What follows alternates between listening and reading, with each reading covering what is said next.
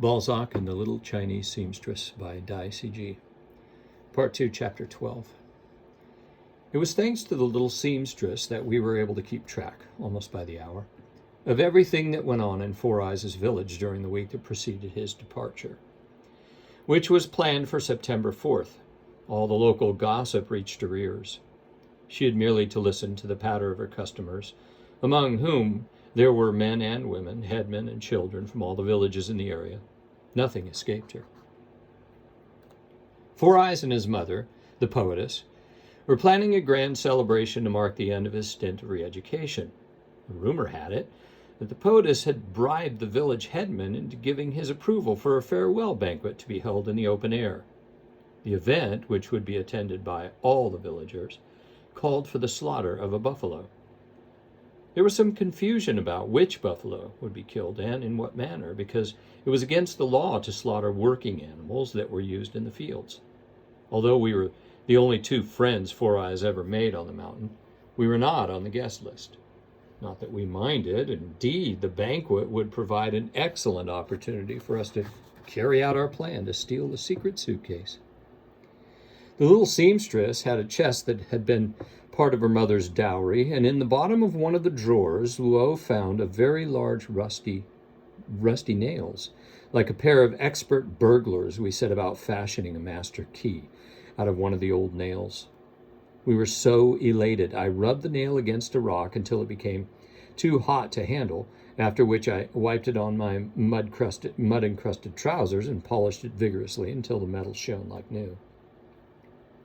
When I held it up for inspection, it sparkled so brightly I thought I could see my eyes, and the late summer sky reflected in it. Luo took charge of the most delicate stage, holding the nail down on the stone with one hand. He raised the hammer with the other and swung it. The hammer head made a handsome curve in the air as it came down on the piece of metal, rebounding on impact in readiness for the next swing, and the next, until at last the required flatness had been obtained. 1 or 2 days before the break-in, I dreamed that Luo had entrusted the master key to me. There was a lot of mist, and I approached Four Eyes' house stealthily, almost on tiptoe. Luo was on the lookout under a tree. We could hear the villagers shouting and singing revolutionary songs as they feasted nearby. The entrance to Four Eyes' house had a double door. Each side was hinged in 2 holes, one in the threshold, the other in the lintel, and they were secured in the middle with a chain and a copper padlock. The lock was cold and beaded with moisture and resisted my attempts to pick it for a long time. I turned the master key this way and that and twisted it around with such force that I was afraid that it would snap off in the keyhole. Finally, I grabbed hold of the left door and tried with all my might to wrench it free from the lower pivot hole. I didn't succeed. As a last resort, I tried the master key again, and suddenly, with a dry click, the padlock gave way. I pushed open the double doors, but hardly had I stepped inside when I froze in horror. There, perched on a chair behind a table, was Four Eyes' mother, calmly knitting. She smiled without speaking. I felt myself blushing and my tears turning red-hot, like a teenager on his first romantic assignation. She didn't seem in the least alarmed. I stammered something about a message for her son to find out where he was. She went on smiling, but didn't reply. The knitting needles flew in her long, bony fingers, and I noticed that she had liver spots on the back of her hands. I was mesmerized by the clicking needles twisting and turning at breakneck speed. In, round, through, off, to knit row upon row of stitches. I retraced my steps, slipped outside, shut the 2 halves of the door quietly behind me, and replaced the padlock. Although there was not a sound from the house, I turned and fled as if my life depended on it. It was at that point that I woke up with a start. For all his assertions that first-time burglars had luck on their side, Luo was just as anxious as I was. He thought about my dream for a long while and ended up making some slight adjustments to the plan. Towards noon on September 3rd, the day before Four Eyes and his mother were to leave, we heard the frantic bellowing of a buffalo in agony rising up from the bottom of the ravine. The sound reverberated against the cliff. and the echo reached the little seamstress's house.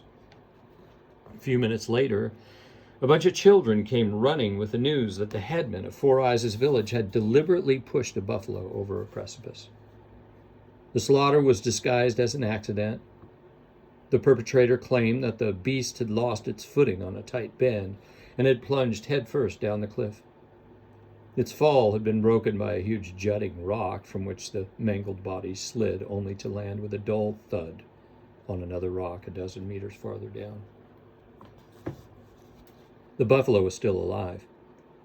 I'll never forget how affected I was by its long, drawn-out, plaintive bellows. Under normal circumstances, the bellow of a buffalo is disagreeably harsh, but on this calm, late summer's day, the sound echoing through the Rocky Mountains was imposing and sonorous, like the roaring of a lion in a cage. A few hours later, Luo and I went to the scene of the accident. The buffalo's lowing had subsided. We elbowed our way through the crowd gathered at the edge of the ravine. Apparently word had come from the commune leader that the animal would be put out of its misery. Relieved at having received sanction from on high, the headman, accompanied by Four Eyes and half a dozen villagers, had climbed down to the bottom of the cliff to cut the animal's throat. By the time we arrived, the deed had been done. Down in the ravine where the execution had taken place, we spotted Four Eyes, crouching by the inert mass of the dead buffalo. He was collecting the blood pouring from the gash in a big upturned hat woven of bamboo leaves. The 6 villagers launched into song and started climbing back up the steep cliff, carrying the carcass between them. Four Eyes and his headman stayed down below. They sat side by side, hunched over the bamboo leaf hat that was filled with buffalo blood. "What are they doing down there?" I asked the man standing next to me. "They're waiting for the blood to congeal," he replied. "It's a remedy against cowardice. To gain courage, you must swallow it when it's still lukewarm and frothy." Luo, who was curious by nature, suggested going down part of the way to get a closer look. Four Eyes glanced up at the crowd from time to time, but it was impossible to say whether he had noticed our presence among the onlookers. At long last the headman took out his knife, which had a surprisingly long pointed blade. He caressed the edge with the tips of his fingers, and then sliced the pudding of thick blood in two, half for Four Eyes, half for himself. The poetess was nowhere to be seen.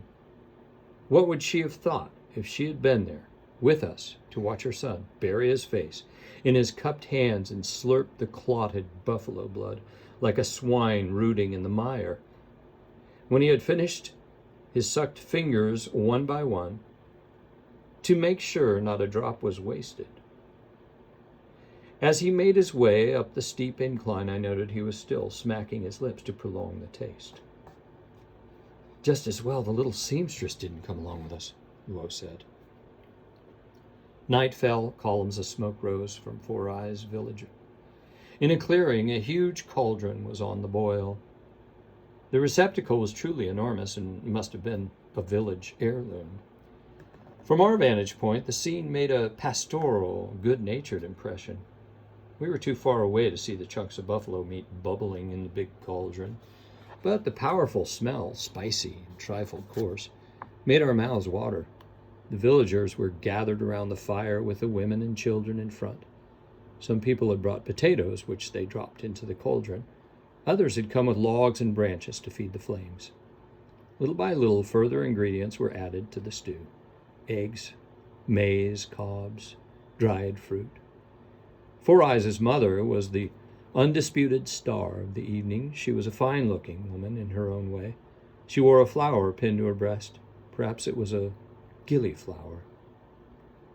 Her glowing complexion, heightened by the green of her cord jacket, made a singular contrast with the dark tanned faces of the mountain folk. She showed her knitting to the women, and her handiwork, although unfinished, elicited cries of admiration all round. The appetizing aroma wafting towards us in the evening air became more and more penetrating. The slaughtered buffalo must have been extremely old because of its stringy flesh took longer to cook than that of the supernagated eagle. To us prospective thieves, the delay was harrowing, but Four Eyes, a fresh convert to blood drinking, was no less frustrated. We saw him jumping up and down with excitement, raising the lid of the cauldron, dipping his chopsticks into the stew, taking out a lump of steaming meat, sniffing it, inspecting it closely, and dropping it back with a disappointed shrug. We were huddled together in the shadows behind a rock. Luo murmured in my ear, pointing his finger, "Look, here comes the guest of honor." The new arrivals were 5 old, withered crones. They wore long black robes, which flapped in the autumn wind. In spite of the distance between them and us, I could make out their faces, which were as alike as sisters. Their features seemed carved in wood, and I recognized among them the 4 sorceresses who had come to the vigil at the little seamstress's house. They had apparently been invited to the farewell banquet at the instigation of the poetess. There was a brief discussion, which ended up when she took some banknotes out of her purse and gave each one to each, under the covetous eyes of the villagers.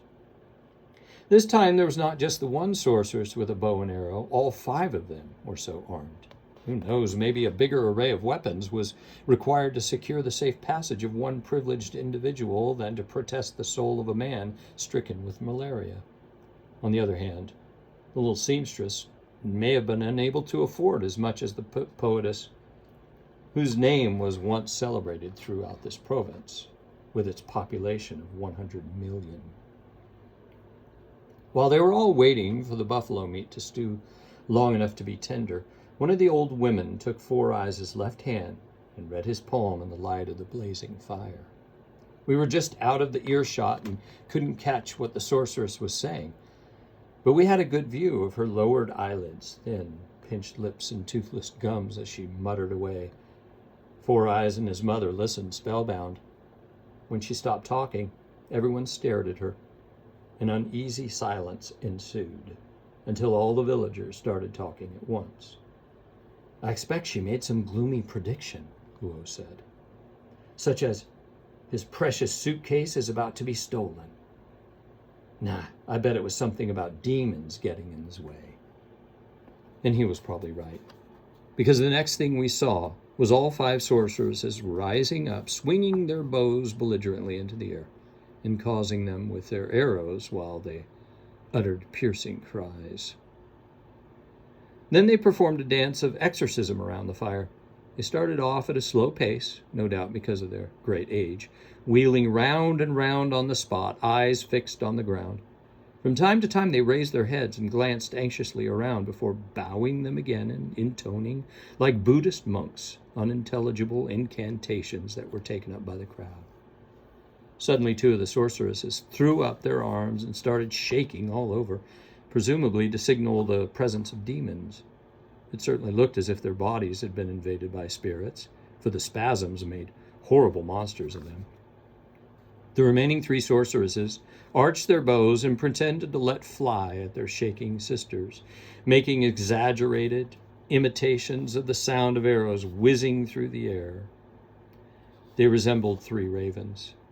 As they danced, their long black robes billowed in the smoke, then dropped to the ground, raising little clouds of dust.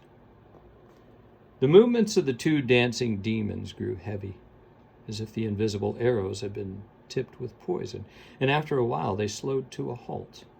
Luo and I just left before they undoubtedly spectacular collapse onto the ground.